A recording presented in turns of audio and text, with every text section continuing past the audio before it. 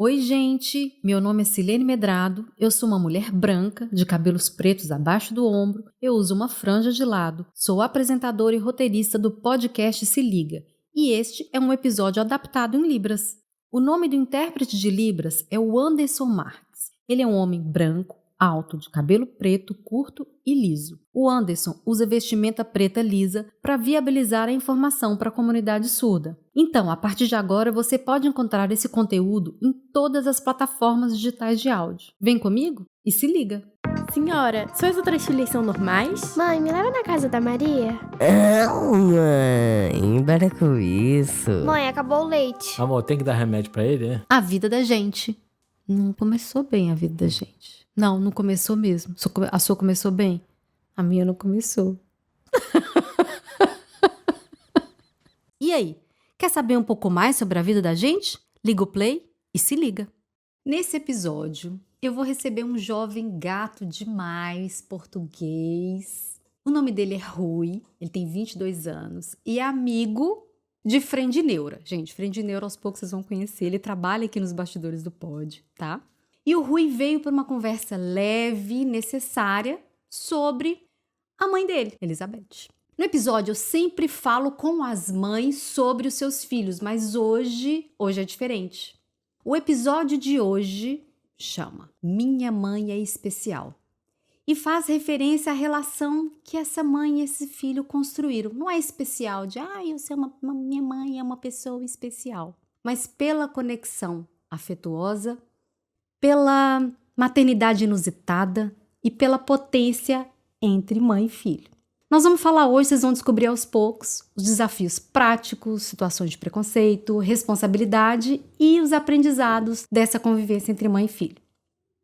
É um episódio que aborda temas como o capacitismo, o cuidado e a autonomia sem a romantização, mas com respeito e verdade. É uma conversa sobre família, vínculos e o que significa de fato ser especial, não no termo capacitista. Então, eu vou pedir o meu convidado, gato, bonito, amigo de Friend Neura, para ele poder fazer a audiodescrição. Ei, Rui, tudo bem? Tudo. O meu nome é Rui, sou uma pessoa branca, cabelo preto, liso, uso óculos, tenho barba, sou alto, estou vestido com uma blusa de manga curta, leve, calças de ganga. Isso aí, é primavera aqui em Portugal. É primavera. Gente, ganga, pra quem não sabe, aí do Brasil é jeans, tá? E aqui em Portugal é ganga. Então no Brasil a gente usa muita calça de ganga, não é? É isso? Bom, o episódio, olha, tem muito tempo que eu chamei esse menino, mas a gente já marcou e desmarcou milhões de vezes. Relaxa, Rui. Hoje nós vamos falar da pessoa mais importante da sua vida. Gente, todo mundo tem uma mãe. Ninguém nasceu de chocadeira, afinal, é em Friend Neura. E a mãe do Rui, ela é especial. E vocês vão saber o porquê. Mas primeiro, eu vou pedir o Rui para descrever a mãe dele. Como é que a sua mãe é, Rui? A minha mãe é uma pessoa mediana, cabelos loiros, olhos verdes, magra, com um sorriso no rosto, de orelha a orelha. E como a gente disse que a mãe do Rui é especial, a gente agora vai conseguir contextualizar um pouco isso falando do diagnóstico dela. Conta pra gente. A minha mãe nasceu asfixiada pelo cordão umbilical e com engolimento da placenta. Placenta. Isso. É placenta, né? Isso. Que provocou danos neurais nela. A minha mãe nasceu com epilepsia e um atraso mental. Uhum. Então, sua mãe teve atraso no desenvolvimento e a gente estava conversando um pouquinho que ela não afetou a questão da lesão cerebral, não afetou nada motor, né? Sim. Foi mais na aquisição de, que a gente diz, de linguagem, de fala, de aprendizado e o que repercutiu mais na autonomia dela. Mas a questão motora tá toda aí, ela, né? Ela tá para todo lado. Quando sua mãe te teve, ela tinha quantos anos? Ela tinha cerca de 25. Ok. E aí você diz para mim, pelo fato da gente imaginar que seja uma questão que tenha tido uma lesão neurológica e ali uma deficiência, podemos dizer, cognitiva, quem participou da sua criação quando você nasceu? Como é que foi isso? Quando eu nasci, a minha mãe vivia em casa da mãe dela, a minha avó. Vivia também o meu avô, o meu pai e a minha tia, a minha irmã mais nova dela, com 12 anos na altura. E foi todas essas pessoas que ajudaram-na ao longo do tempo, durante a gravidez, durante o meu primeiro ano. Esteve sempre apoiada por essas pessoas. Você disse que sua tia tinha 12 anos, não Sim. era? E que você tem uma relação Muito aproximada. muito forte chegada, com ela, sim. né? Como é que ela chama? Vânia, Vânia. E até hoje? até hoje. Você também era de uma cidade muito pequenina, não é? Aqui em Portugal. Da Sim. onde? Espinho. Espinho.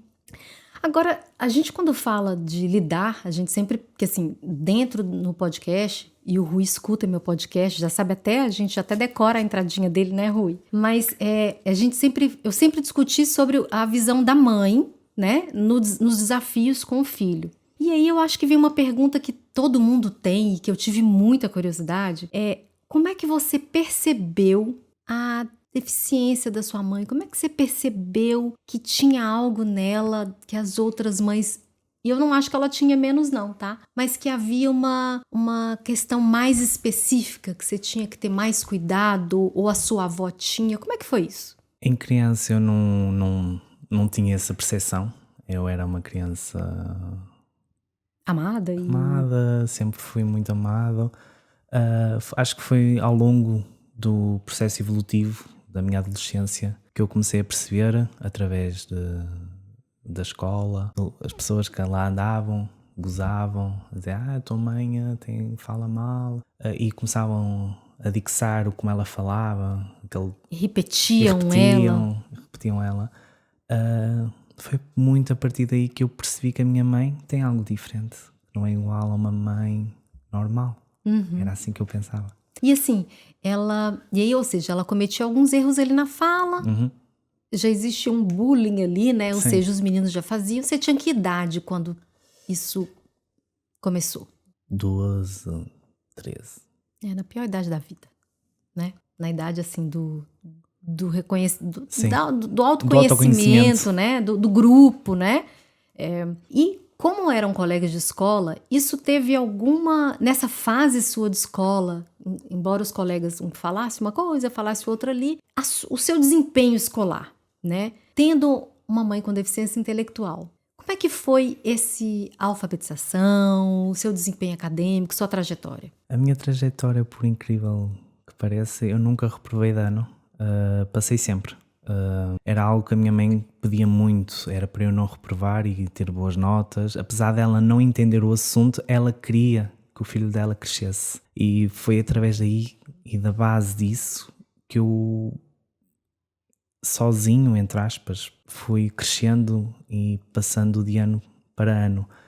Eu tinha, claro, um acompanhamento por parte do pessoal docente, dos professores, que me ajudavam sempre que eu tinha dúvidas em matérias mais delicadas, mas consegui sempre passar todos os obstáculos que é a vida do adolescente escolar. E assim, engraçado que quando a gente conversa, a gente sempre nos bastidores conversa um pouco antes no pod, eu percebo que assim, quando a sua mãe te teve, as coisas foram acontecendo tão naturalmente que a deficiência dela nunca foi relevante, nunca sim. foi o problema, né? Era uma questão ali. Talvez em autonomia e algumas coisas você diz pra mim, ela lê e escreve? Como é?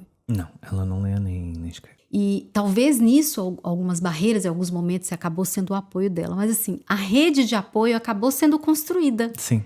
Pela família, pelos professores. Todo mundo cercou você de cuidados. Inclusive ela apontando que ela queria seu desenvolvimento, né? Sim. E você sabe que a literatura científica, ela fala que hoje existem alguns movimentos sobre mulheres com deficiência, fato de, como é que eu posso dizer, esterilização, do não apoio de mulheres com deficiência, porque elas têm uma probabilidade muito maior de serem abusadas, né?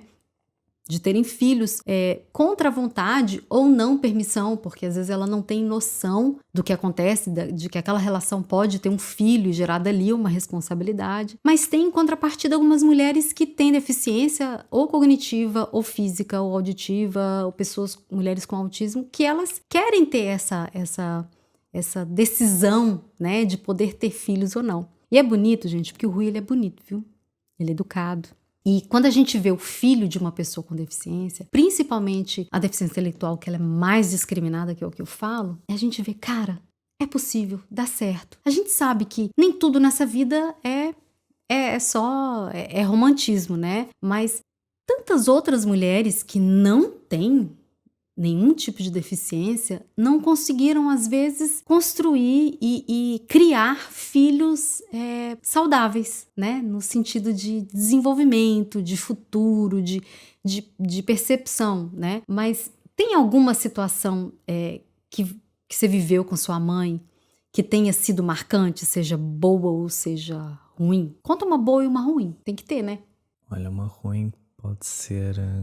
Eu era... na faixa dos 12, 13. E estava eu e a minha mãe na rua. E passou uma senhora ao qual a minha mãe conhecia, eu não conhecia. E essa senhora, ao falar com ela, estava a fazer um trote de falar dela, da dislexia. Da dela, forma errada, da forma dos errada erros como a em minha fala. mãe falava. E eu percebi isso como espectador, tendo aquela idade que eu tinha. Percebi isso. E foi algo que eu fiquei... Mas toda a gente goza, toda a gente aponta o dedo. Não há ninguém que não faça a diferença. Ela notava? Ela não notava. Ela não notava, né? Ela era inocente. É. E é. E uma coisa marcante, legal da sua mãe? Dela enfrentar tudo com um sorriso no rosto. A característica melhor dela, né? É a característica melhor dela. Ela enfrenta tudo e todos com um sorriso no rosto. Se você fosse falar dos desafios que você enfrentou, porque aqui a gente está colocando o Rui no lugar das perguntas que eu sempre faço para as mulheres, né, para as mães. Quais foram os desafios que você enfrentou durante a adolescência ou a infância com a sua mãe? Você e sua mãe. Vamos tirar o resto do mundo. Porque o mundo a gente sabe que fez capacitismo e tal, mas você e ela. As diferenças era que eu naquela altura não entendia, nem percebia o porquê, mas eu sentia vergonha da minha mãe. Eu sentia que não podia ser com ela à rua porque sabia que ela ia ser gozada por alguém, que alguém ia apontar o dedo. Eu tinha vergonha disso, só que deu-me um clique que eu não devia ter vergonha disso. Eu devia ter orgulho da mãe que eu tenho, porque ela sempre fez de tudo para me ver feliz e sempre fez de tudo para eu subir na vida. E lidar com isso era frustrante, porque eu sabia que a minha mãe não mudava, nem eu podia fazer ela mudar. Ela era assim e pronto. Ela é assim e ponto final e está tudo bem. E tá tudo bem, né? Eu acho que é isso. É quando a gente consegue olhar para uma situação, né, da deficiência da pessoa, independente qual for, ou da personalidade de quem a gente convive, e ela é assim e ponto, né? E na relação entre vocês, como é que é a relação entre vocês se você fosse definir? A minha relação com a minha mãe é muito o cão, o gato e o cão. É? Muito o gato e o cão. Estamos muito bem, somos os melhores amigos, mas depois tem aquelas tempestades em copo d'água que ferve. Vem a avalanche, mas depois passa e está tudo bem. E quem é mais calmo? Ela. É ela, né? Ela. O que te irrita? Eu fico ansioso. Eu, quando quero lhe explicar alguma coisa, ela não entende. Eu tento explicar de várias maneiras e não está a entrar e eu fico frustrado comigo mesmo, ansioso comigo mesmo, porque não estou a fazê-la ela entender. Você contou uma coisa muito legal, que seu nome ia ser outro, né? Sim. Conta pra gente. Quando eu nasci, por eu ter nascido no 24 de junho, São João, feriado em Portugal, eu era para ser chamado João, mas a pronúncia que a minha mãe falava não era a correta. Ela não falava o J e o O, ela não dizia João, ela dizia ON. E então tiveram que colocar o meu nome Rui, que era o nome mais pequeno, fácil para ela dizer. Fiquei assim. E que bonito, assim, né? Que houve essa empatia por parte da família de falar, Sim. não, vamos pôr um nome que a Elizabeth vai pronunciar bonito e vai poder chegar e brilhar. É Sim. Rui, né?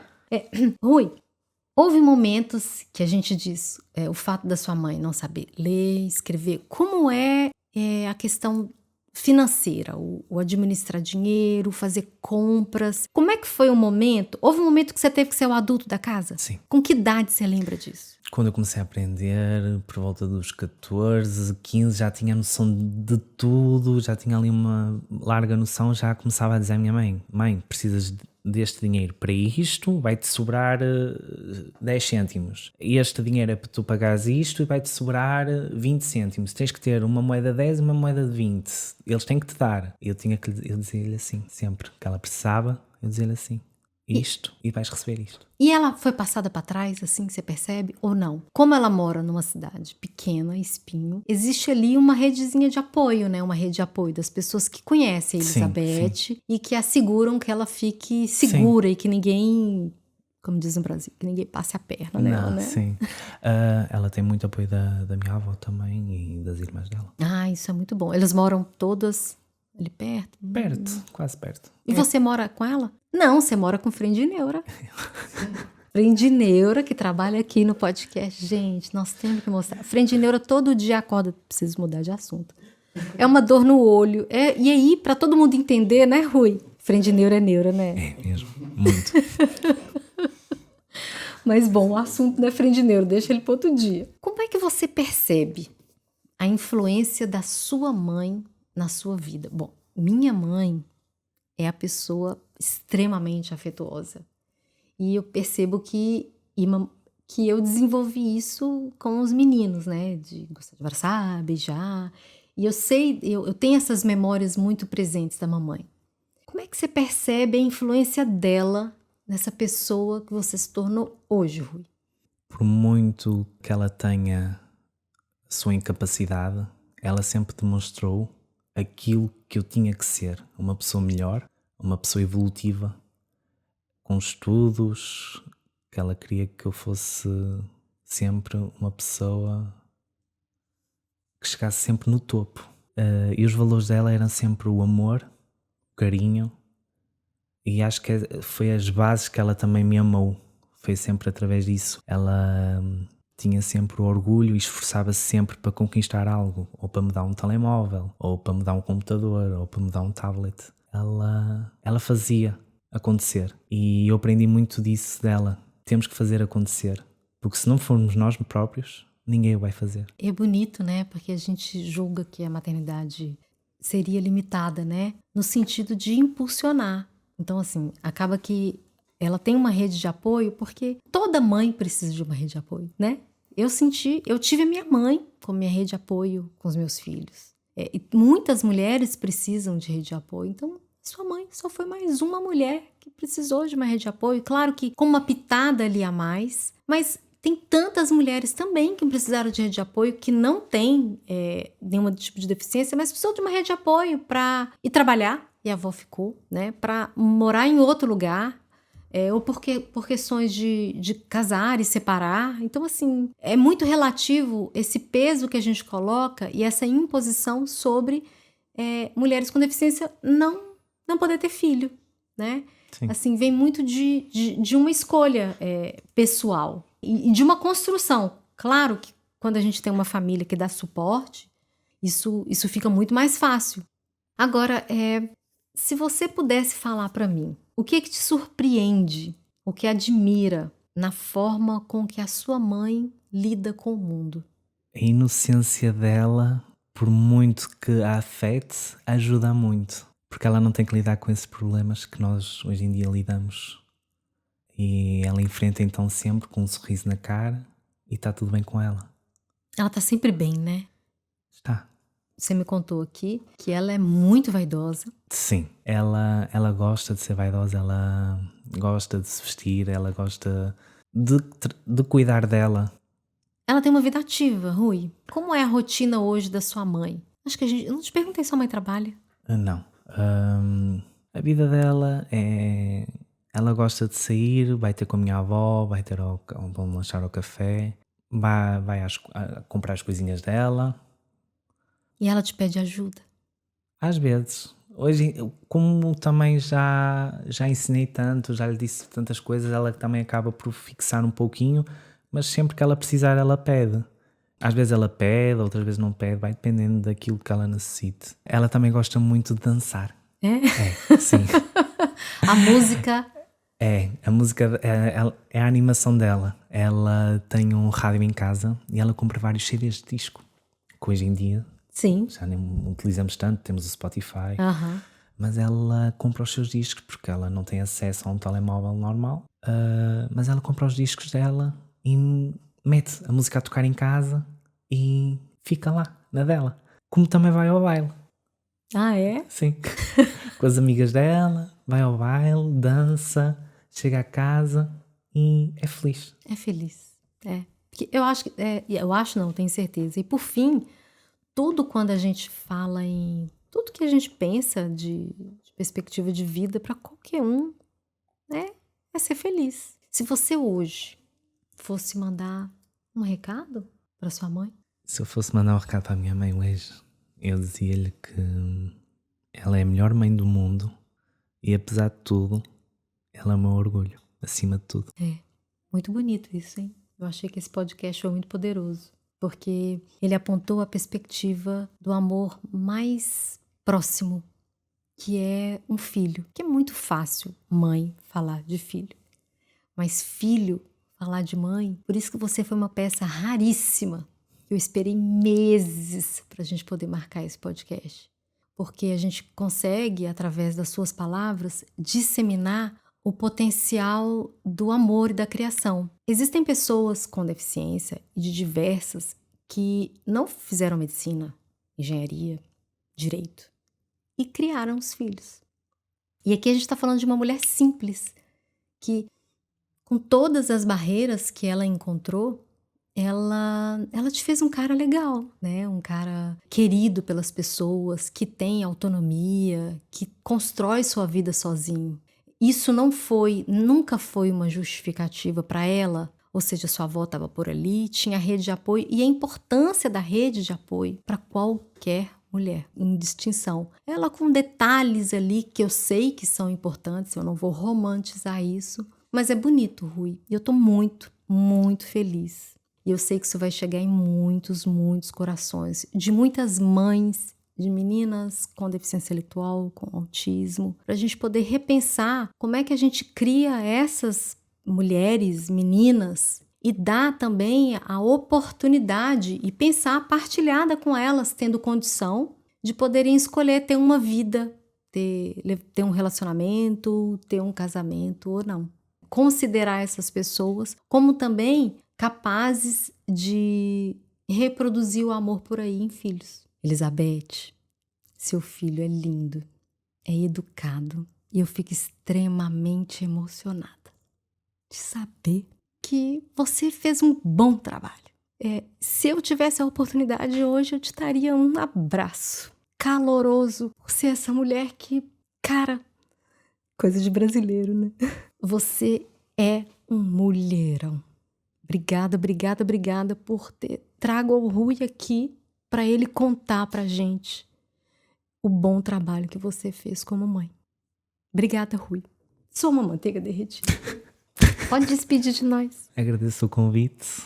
Espero que este episódio abra muitas mentes, porque nem sempre é o mãe com o filho. Há também o filho com a mãe. É isso. Eu espero que vocês tenham curtido muito e compartilhem essa mensagem da mulher e da mãe com deficiência em todos os lugares. Beijos, até o próximo episódio. Se liga!